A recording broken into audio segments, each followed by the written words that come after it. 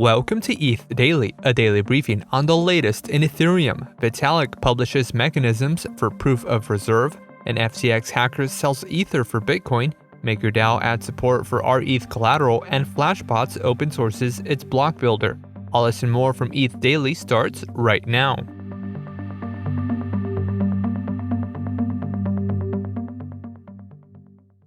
Ethereum creator Vitalik published a post describing cryptographic techniques for centralized exchanges to show that they hold enough on-chain funds to cover liabilities to users.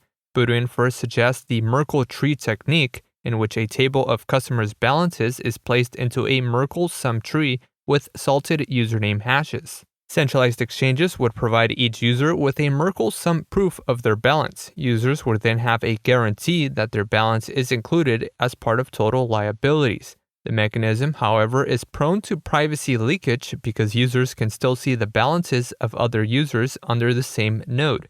ZK snarks can also be used to prove that all balances in a Merkle tree are non-negative and add up to total liabilities. An added layer of hashing for the Merkle branch would also conceal any information about individual user balances. Buterin emphasizes that proof of reserve is the easiest way to improve the safety of custodial exchanges. An FTX hacker transferred out 35,000 Ether into a fresh wallet and then swapped it for rETH BTC using 1inch exchange. According to blockchain security firm PeckShield, the attacker then used the rETH bridge to transfer out more than 2,000 rETH BTC onto Bitcoin. Coincidentally, Alameda Research acquired rETH Protocol in February. It's suspected that the hacker plans to use a mixing service on Bitcoin. The FTX hacker also transferred out 180,000 Ether to 12 new wallets in increments of 15,000 Ether per wallet. The Ether has not yet been moved at the time of this recording. Prior to the withdrawals, the FTX Drainer wallet was the 36th largest Ether holder. MakerDAO now supports Rocket Pool staked ETH, also known as rETH, as a new collateral type on the protocol. Users can now generate DAI using the rETH vault type. The vault has a minimum collateralization ratio of 170%, a stability fee of 1.5%, and a debt ceiling of 5 million DAI. Support for the new vault type is available on DeFi Saver and Oasis.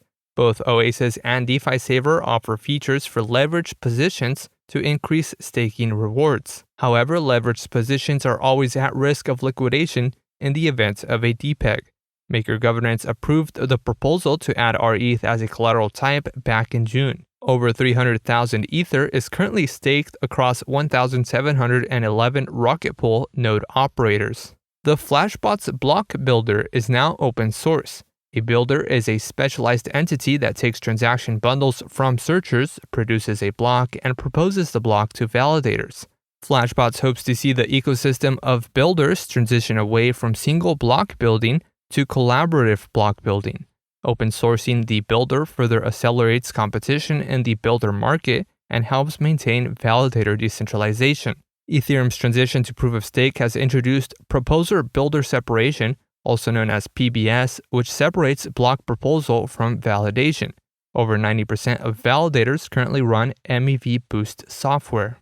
And lastly, Gitcoin announced it will be piloting its first quadratic funding round on Grants Protocol in collaboration with UNICEF. The round will be run for a select group of 10 impact-focused projects between December 9th and the 16th.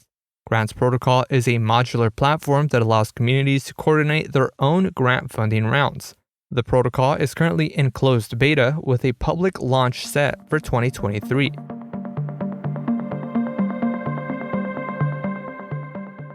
This has been a roundup of today's top news stories from ETH Daily. You can support this podcast by subscribing and following us on Twitter at ETHDaily. Also subscribe to our newsletter at ethdaily.substack.com. Thanks for listening. We'll see you tomorrow.